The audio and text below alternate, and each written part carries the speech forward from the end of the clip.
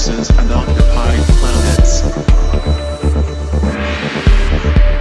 This codex is called the Galactic Codex and represents the legal basis for all actions of the Confederation in this and other galaxies.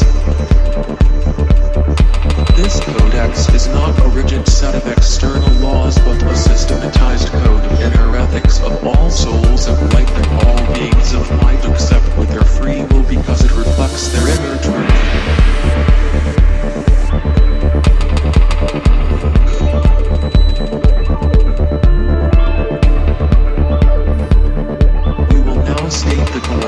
Codex in a form that is understandable to an average awakened being in a human society. Section I, the Law of Divine Grace. Each sentient being has an unalienable and unconditional right to positive life experience. To explain Section I, we need to understand that suffering and pain have no value in enlightened galactic society liberated from the influence of dark forces and other aspects of cosmic anomaly. To value pain, suffering and sacrifice as a part of the growth experience was a part of the programming from the dark forces in order to enslave the population of the occupied planets more easily.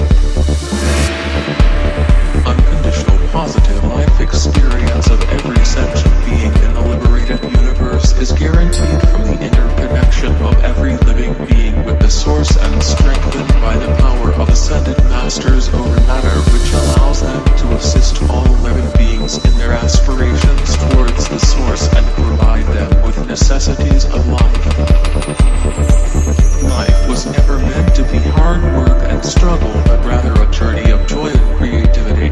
Different subsections of Section I regulate all life in a liberated universe and all relationships between beings of light so that conflicts never need to occur.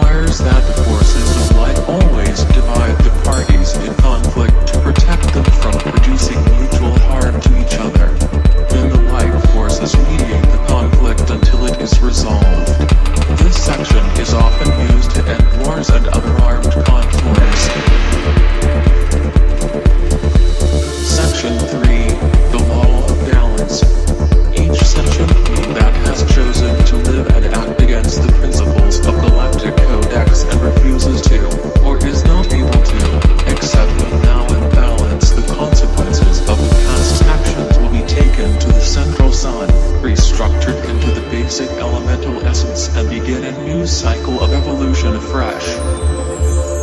This section regulates the relations between the forces of light and the forces of darkness.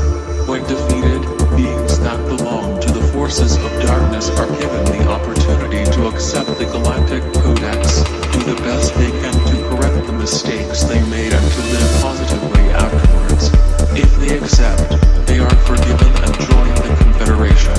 If they are unable or unwilling to accept, they are taken to the Central Sun.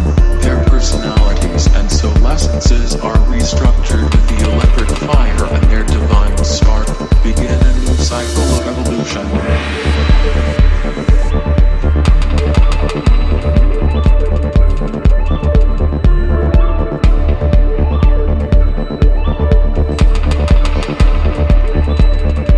Section 4. The Law of Intervention. The Galactic Confederation has an unalienable and unconditional right to the intervention in all situations where the Galactic Codex is violated, regardless of the local laws. This section describes the policy of the light forces regarding occupied planets. The Confederation reserves the right to intervene in all areas, civilizations, planets, or solar systems where the Galactic Codex is violated. It has the right to do so regardless of the position of the local civilizations about this intervention. It always has the right to use all peaceful means of education and regulation. If the critical mass of the Galactic Codex principles is violated, it has the right to use military force. Special cases are planets under direct occupation of the Dark Forces. The Dark Forces usually take the local population hostage to hinder the progress of the forces of light. On Earth they have threatened with nuclear war if the light forces would intervene. This is the main reason why the light forces have not yet liberated this planet, and not the so-called "we will not intervene because we respect free will, we will just watch as the suffering goes on" nonsense. As in any hostage situation, this requires a lot of skillful negotiation and tactical approach. This situation is now being resolved and the planet Earth will be liberated soon. Section 4/1. Each sentient being has an unalienable and unconditional right of calling upon the Galactic Confederation in need, and the Galactic Confederation has the right to assist, regardless of local laws. This subsection gives a legal basis for intervention and assistance to all hostages of the Dark Forces. The forces of light always do the best they can to assist and improve the living conditions of all sentient beings, even on Earth. The situation on planet Earth just indicates how much more power darkness had over light on this planet. Fortunately, this is changing now. Section 4/2.